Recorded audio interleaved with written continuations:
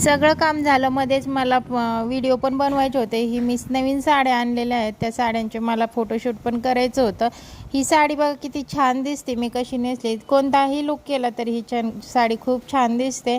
एकदम सिल्की आहे, लांबलचक साडी आहे, भरपूर अशा निऱ्या होत्यात आणि ज्यांची हाईट आहे त्यांना तर ही साडी एकदम छान दिसते। म्हणजे खूप उंचीला पण भरपूर आहे आणि लांबीला पण भरपूर आहे। मी कोणताही लुक करते बघा, वन साईड घ्या, पिन करा, कोणतंही लुक केलं तरी ही साडी एकदम छान दिसते। फोटोशूट करायचं होतं, काम पण आवरलं आणि यामध्ये तुम्हाला 7 कलर भेटतील। तुम्ही पाहू शकता, मी पिन करते, वन साईड घेते, कसं लुक केलं तरी छानच दिसतं। या साडीमध्ये तुम्हाला 7 कलर भेटतील। ही साडी तुम्हाला भेटणार आहे फक्त 600 रुपयामध्ये। तर कोणाला ऑर्डर करायची असेल तर कमेंट करून नक्की सांगा, नाहीतर मला व्हॉट्सअपला मेसेज करा। माझा नंबर आहे तो डिस्क्रिप्शन बॉक्समध्ये दिलेला आहे।